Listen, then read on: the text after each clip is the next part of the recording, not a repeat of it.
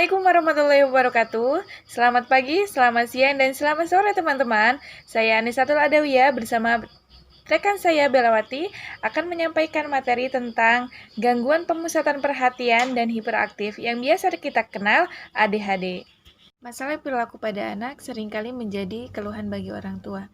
Dimulai dari anak yang tidak bisa diam, anak yang lari ke sana kemari, anak yang membantah, dan anak yang selalu berkelahi dengan temannya ataupun orang tuanya. Namun, tidak semua masalah perilaku merupakan gangguan perilaku yang bersifat klinis. Biasanya, masalah perilaku yang sering muncul pada anak bersifat umum, yang berkaitan dengan usianya ataupun tahap perkembangannya. Pada pembahasan kali ini, kami akan sedikit menjelaskan tentang definisi ADHD, karakteristik, prevalensi, penyebab dan pencegahannya, identifikasi dan asesmen, dan bagaimana cara pendekatan dalam pembelajaran. Dan orang mungkin saja baru mendengar apa itu ADHD. Menurut Mas and Wolf menjelaskan bahwa ADHD merupakan akronim dari Attention Deficit Disorder atau Attention Deficit Hyperactive Disorder yang berasal dari Diagnosa and Statistical Manual of Mental Disorder yang dikeluarkan oleh APA atau American Psychiatric Association.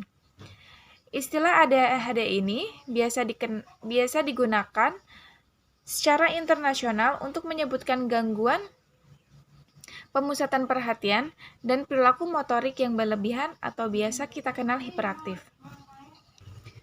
APA mendefinisikan bahwa penyandang ADHD sebagai anak yang secara persisten menampilkan simptom perilaku yang tidak bisa memusatkan perhatian, hiperaktif, impulsif, yang tidak sesuai dengan usianya yang menimbulkan hendaya pada kehidupannya.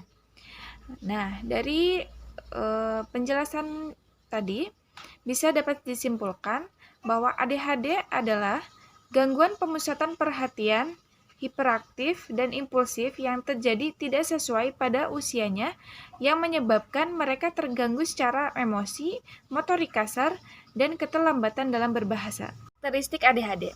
DSM keempat menyebutkan ada 3 simptom utama dari ADHD. Yang pertama, attention atau gangguan pemusatan perhatian. Nah, gangguan pemusatan perhatian ini bukan berarti anak tidak bisa memusatkan perhatiannya. Sebaliknya, mereka sangat memperhatikan semua yang ada di sekitarnya. Yang kedua, ada hiperaktif. Hiperaktif ini adalah kondisi fisik seseorang yang ditandai dengan aktivitas motorik yang berlebihan. Yang ketiga, ada impulsif. Perilaku di mana seseorang berperilaku tanpa berpikir panjang. Beberapa simptom perilaku attention menurut DSM keempat. Yang pertama, sering melakukan kecerobohan dan kesalahan yang berhubungan dengan perhatian terhadap detail. Yang kedua, memiliki kesulitan untuk menjaga perhatian terhadap tugas atau aktivitas bermain. Yang ketiga, tampak tidak menaruh perhatian saat diajak bicara. Yang keempat, kesulitan untuk mengikuti instruksi dan gagal menyelesaikan pekerjaan, sekolah, atau tugas di rumah. Yang kelima, kesulitan untuk mengorganisir aktivitas dan tugas. Yang keenam, sering menghindar, tidak menyukai atau menolak untuk terlibat dalam tugas-tugas yang menuntut kerja mental seperti mengerjakan PR atau tugas sekolah. Yang ketujuh, sering kehilangan benda-benda yang dibutuhkan untuk tugas dan aktivitasnya. Yang kedelapan, perhatian mudah teralih karena sumber eksternal. Yang kesembilan, mudah lupa akan aktivitas sehari-hari. DSM keempat juga menyebutkan ciri perilaku impulsif dari gangguan ADHD. Yang pertama, sering menjawab pertanyaan yang belum selesai. Yang kedua, sulit menunggu giliran. Yang ketiga, sering menginterupsi pembicaraan atau percakapan orang lain. APA juga menyebutkan hal lain yang juga perlu diingat dalam menegakkan diagnosis ADHD. Yang pertama, simptom setidaknya sudah tampil selama 6 bulan. Yang kedua, simptom harus menyebabkan gangguan yang signifikan dalam kehidupan sehari-hari. Yang ketiga, simptom harus muncul dalam berbagai situasi di rumah atau di sekolah. Dan yang terakhir, simptom harus mulai terlihat pada usia di bawah 7 tahun. Welsum menyebutkan berdasarkan ada tidaknya 3 simptom, ADHD dibedakan menjadi 3 jenis. Yang pertama, tipe predominantly intensive yang diberikan jika anak menampilkan 6 atau lebih dari ciri attention. Yang kedua, ada tipe predominantly hiperaktif atau impulsif yang diberikan jika terdapat 6 atau lebih simptom hiperaktif dan impulsif. Yang ketiga, tipe predominantly kombinasi yang diberikan jika terdapat 6 ciri atau lebih dari simptom interaktif dan 6 ciri atau lebih dari simptom hiperaktif dan impulsif. Prevalensi ADHD.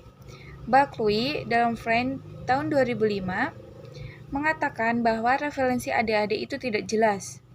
Namun, beberapa organisasi utama termasuk The National Institute of Health dan American Medical Association menyimpulkan bahwa ADHD merupakan gangguan yang nyata dan terjadi sepanjang rentang kehidupan. Sebagian besar profesional memperkirakan bahwa populasinya 3-7%. Namun, menurut Leahy dan Rowland, prevalensi ADHD sekitar 1-20%.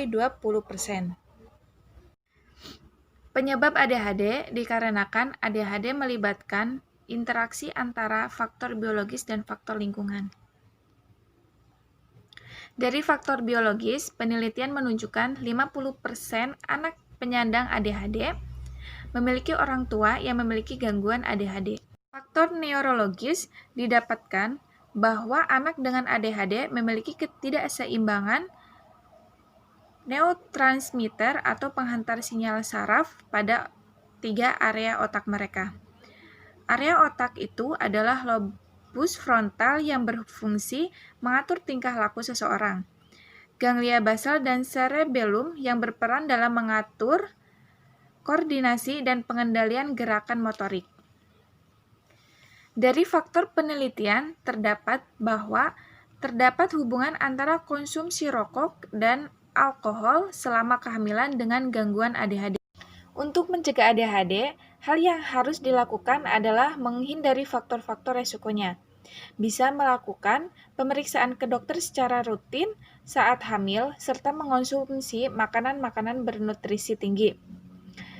Kemudian, hindari makanan yang mengandung pengawet dan pewarna buatan.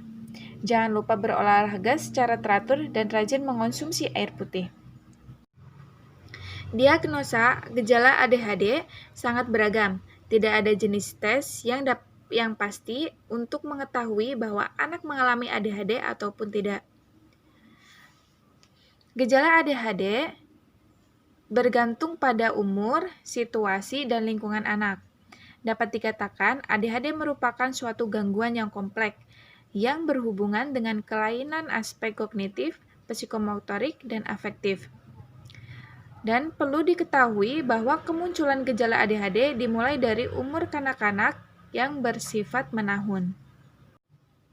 Dalam melaksanakan proses identifikasi ADHD, APA menggunakan standar untuk memastikan hambatan dalam memusatkan perhatian dengan merujuk pada DSM keempat.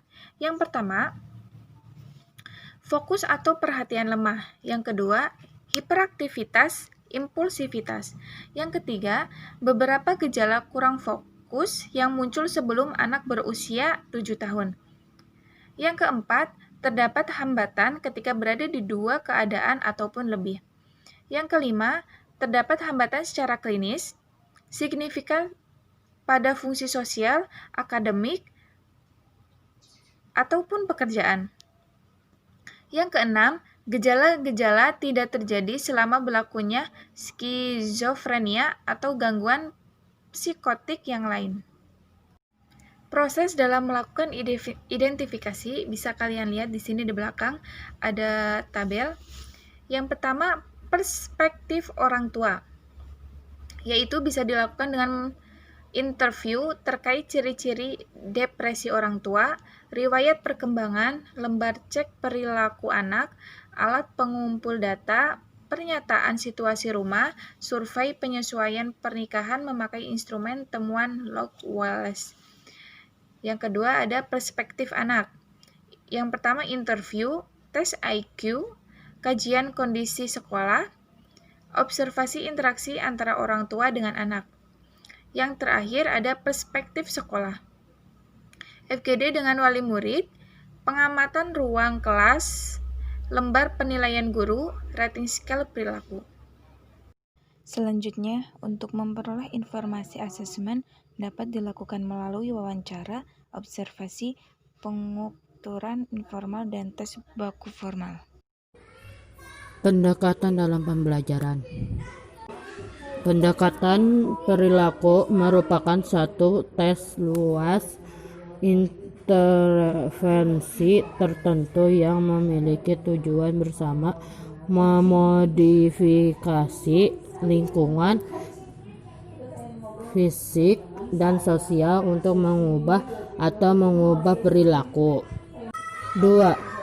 Pendekatan farmakologi tetapi farmakologi tetap menjadi salah satu bentuk yang paling umum, namun yang paling kontroversial mengobatan ADHD. Terapi farmakologi termasuk menggunakan fisikostimulan, antidepresan, obat anti kecemasan, antipsikotik, dan suasana hati stabilisator. 3. Pendekatan multimodal. Penelitian menunjukkan bahwa bagi banyak anak-anak cara terbaik untuk mengurangi gejala ADHD adalah menggunakan pendekatan gangguan. Sebuah studi terbaru oleh NIMH pengobatan studi multimodal anak-anak dengan ADHD MTA adalah studi terpanjang dan paling menyeluruh dari efek intervensi ADHD. Kesimpulan. 1. Apa mendefinisikan anak penyandang ADHD sebagai anak yang secara persisten menampilkan simptom perilaku tidak bisa memusatkan perhatian, intention, hiperaktivitas, dan impulsif yang tidak sesuai dengan usianya serta menimbulkan hendaknya dalam kehidupannya.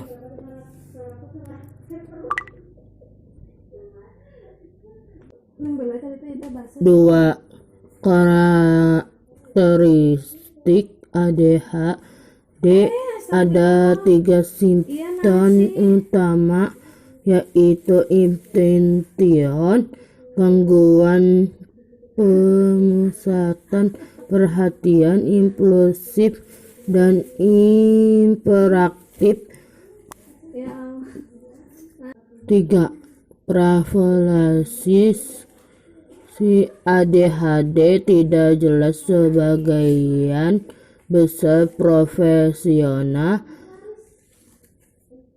memperkirakan bahwa populasinya 3-7%, namun menurut Leigh and Rowland, prevalensi ADHD sekitar 1-20%. 4. Penyebabnya ADHD melibatkan interaksi antara faktor faktor biologis dan lingkungan, mencegahnya dengan menghindari faktor-faktor resikonya. 5. Identifikasi. Dalam melaksanakan proses identifikasi, di antara lain fokus atau perhatian lemah, hiperaktivitas, impulsif, gejala kurang fokus. Pada usia sebelum 7 tahun terdapat hambatan secara klinis. Gejala-gejala tidak terjadi untuk memperoleh informasi. Asesmen information dapat dilakukan melalui wawancara, observasi, pengukuran informal, dan tes baku promar. Terakhir, pendekatan perilaku, pendekatan farmakomologi, pendekatan multimodal. Terima kasih atas perhatiannya. Wassalamualaikum warahmatullahi wabarakatuh.